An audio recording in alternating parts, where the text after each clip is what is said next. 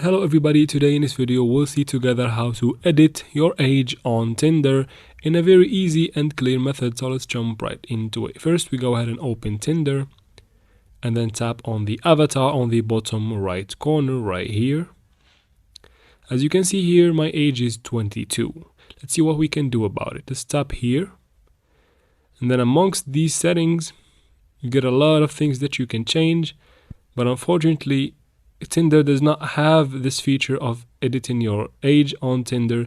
So all you need to do is to delete your account and set up a new one with the correct or the age that you desire. Tap here and then scroll down to the bottom, tap on delete account, tap on delete my account, tap on skip on the top right.